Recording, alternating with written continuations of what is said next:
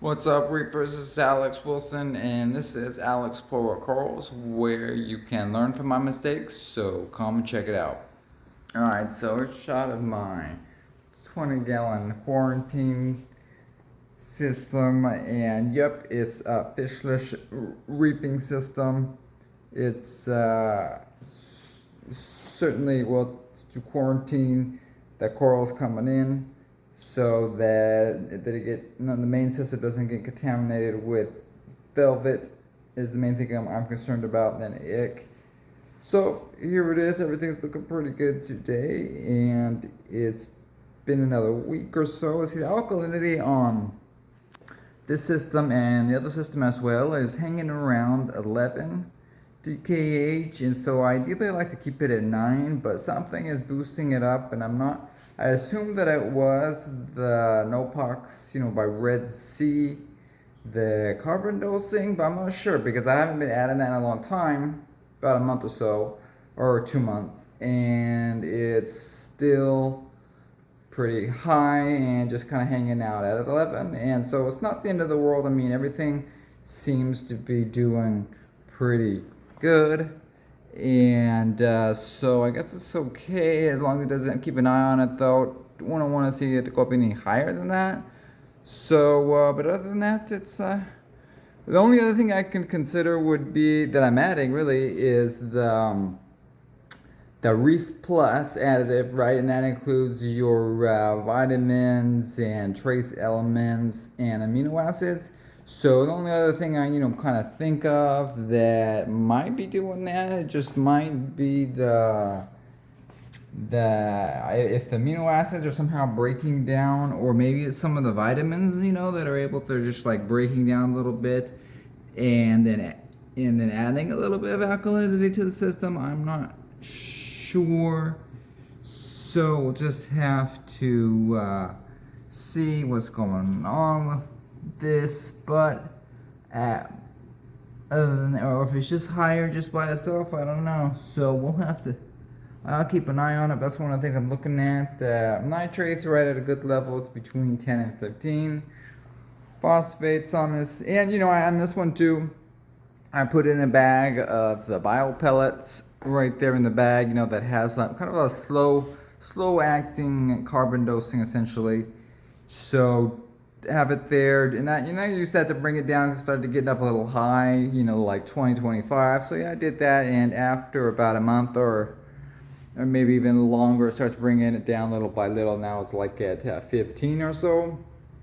So, and right here we can see how the green fuzzy mushrooms stinging a little bit the blue spotted discosoma. So I thought they were on the same rock, but now they're on different rocks. So I can think about moving that whole piece with my toes. Still have to move it up a little bit into a different spot. That might be the solution there. So check out that. This is the gold spotted discosoma right there. It's pretty cool.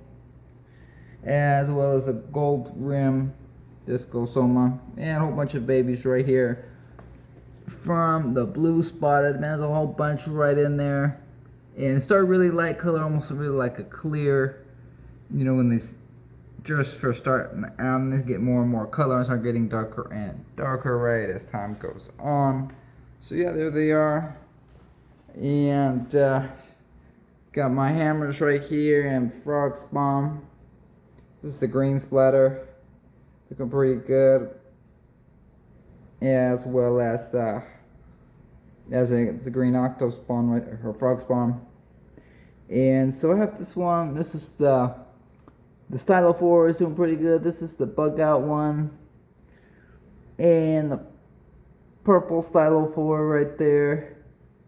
And look, the rainbow, the bug out looks very similar to the rainbow right here. It's almost just a slightly different shade as far as the polyps on the outside of it, and it's kind of a darker base, so really, really close variance there. The rest of these guys still doing good in here. Got the kryptonite tenuous there, still alive, good color, good polyp extension.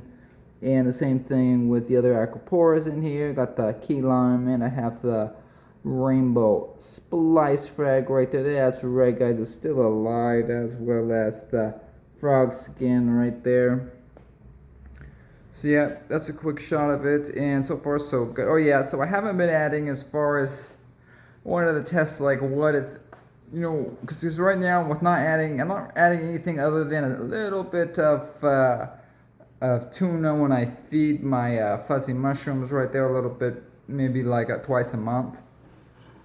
So, you know, that being said, it has almost zero algae growth, really slow. Even the coralline algae, really slow growth, and you know, hardly anything on the back glass and the front glass, and down, you know, against the rocks, you know, on the glass right there.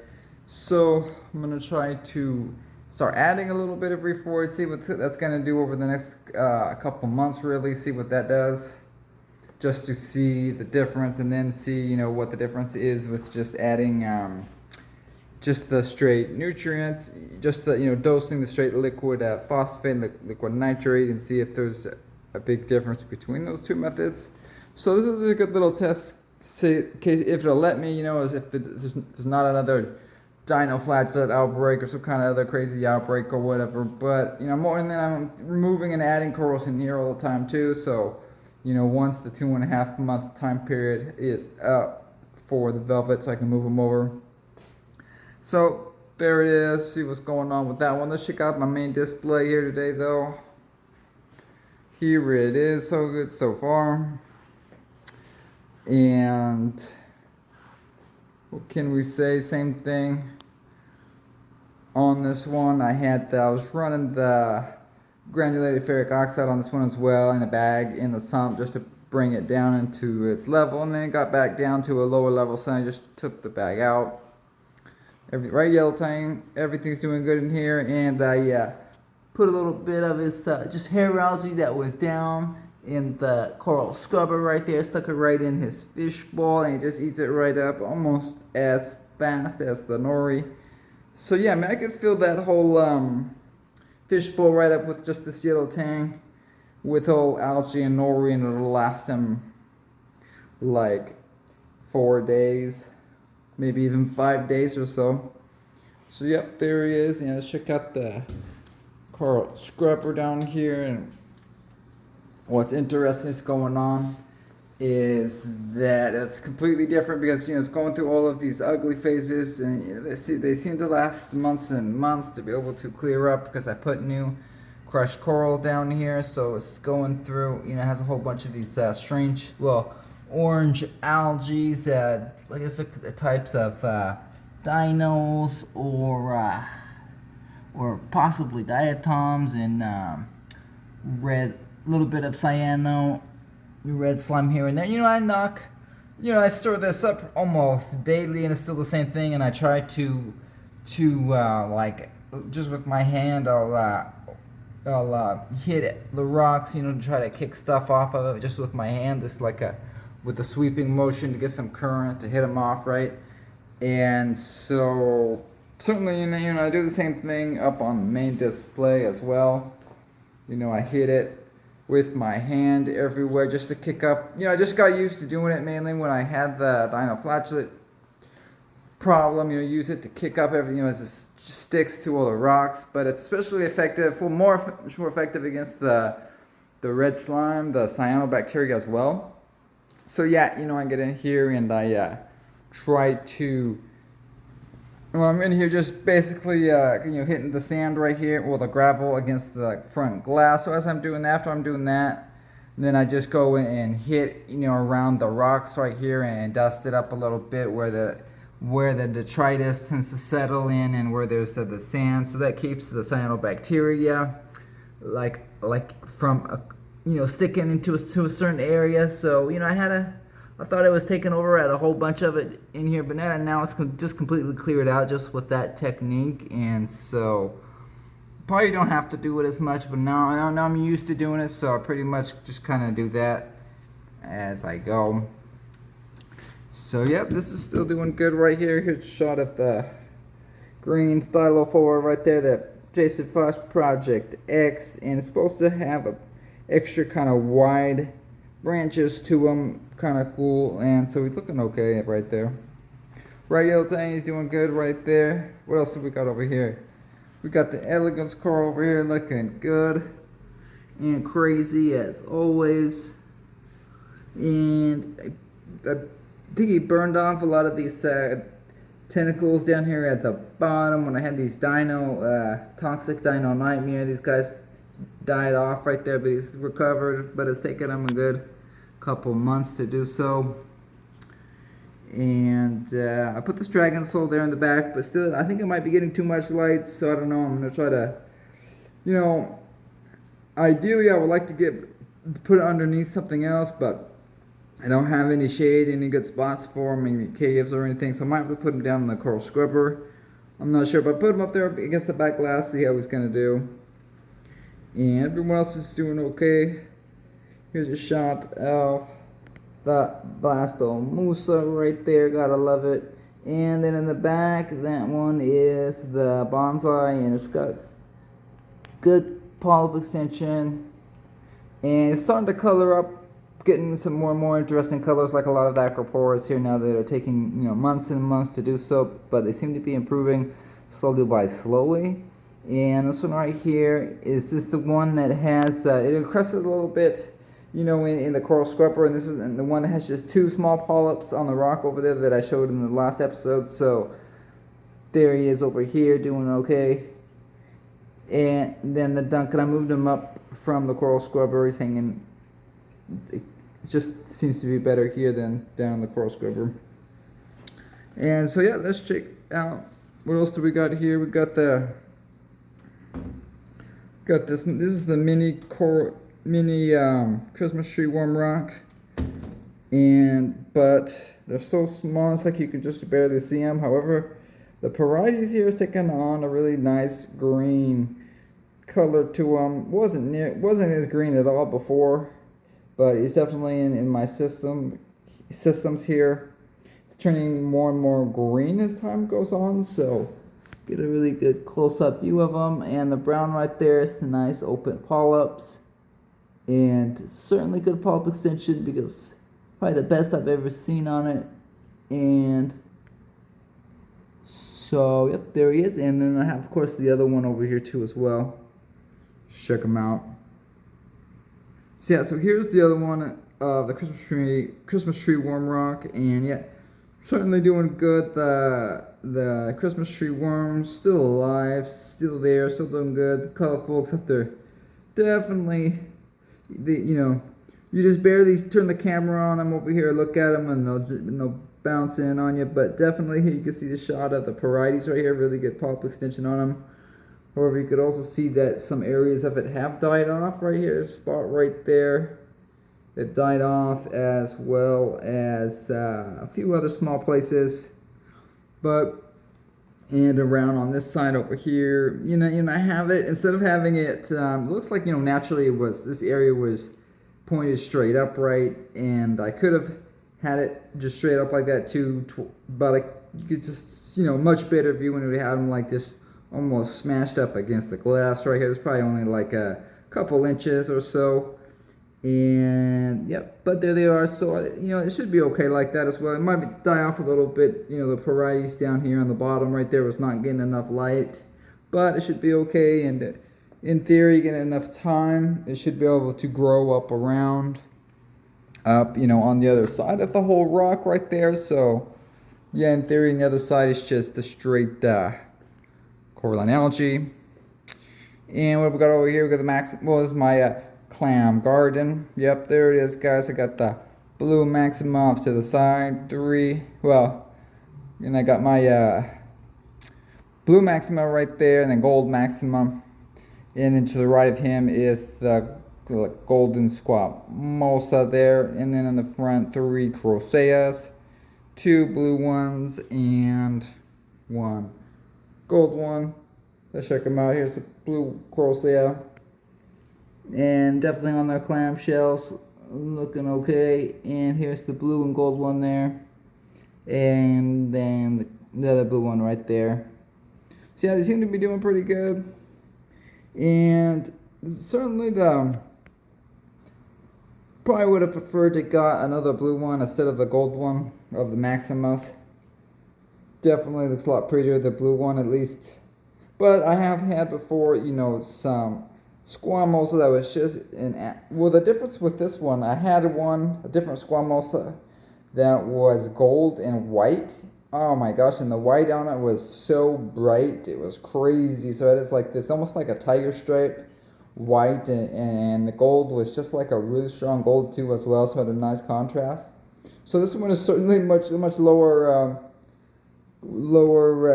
key than that one I used to have. That's okay, you know, it'll still be a really nice Squamosa as it gets bigger and bigger. But I'm just saying that the Maxima just doesn't have the gold that Squamosa had that I used to have. However, you know, it looks really, you know, of course from the top down, looks really good. And what can I say about that? There was also, yeah, Squamosas. And they also have like some green variants of the Maximas as well as the Squamosas and the Corseas as well. You know, I had the one too when I started this video channel. I believe it's been about a year ago. I did have the one green Corsea that I did lose at them in the real small, like Pico aquarium, so that didn't really work well. It was just a lot of work just doing that one small aquarium, so that's why I went ahead and took it down so I could just concentrate on on these two, on the coral scrubber and 20-gallon quarantine and this one right here. So anyway, this is a shot of the home wrecker right there. It's a good pop extension, good color. Same thing as the Walt Disney back there, and same thing is looking better and better. This is the Frankenberry. Definitely has some brown and some green on them. Good, and some polyp extension. Same thing, this is the fireworks right here from Coral Euphoria. And it's definitely getting some well, darkened up nicely, getting the green back as well as secondary color, kind of like a reddish tips on them. So looking pretty good. Could move them closer to the glass, get some better shots of them. But same thing generally with these Acros over here. They're just real slowly starting to get a little bit. Some of them are going down though slowly. This one right here, you see the tissue's almost just all gone, skeleton on that one right there. But the other ones are still doing good. This is the this is the which one? Rainbow Aquapora. That's the one. And this is really good color on them so far. Better and better polyp extension. So, and the green Millipora, same thing. Really good polyp extension. Really good colors to there. Looking pretty happy. What do I have over here? This is my Samo Coral Garden. So here it is. Still doing good. Quick shot of them. And the other Rainbow Splice is right there. And looking about the same. I wish it seemed like it could have better polyp extension, but it's still alive. Alright, so and then there's the other two right there. This is some kind of Rainbow Millipora, and I'm not sure which one that one is. I think that one is, they were calling it the Fuego something. The red Fuego, pink Fuego. Oh yeah, and then there's the special Porites right here also. Have really good polyp extension and really good green base to them. So definitely looking good, and happy to see that because I think this is probably like my fourth one. So I bought like one early and another one really early, probably about a year ago. And then I bought another one, probably 8 months or 6 months ago too, and that one died as well. So happy to see that this one has finally taken off. And I got this one at Jason Fox, and it was definitely, relatively cheap coral, I believe. So that's why I ended up getting a couple of them just kind of like as add-ons or whatever. So that's why I ended up getting these guys. Alright guys, well I guess that's it. That's a quick update on my systems, but check back for see what's going on, what's doing good, and what just didn't make it. All right, guys, happy reefing. Bye.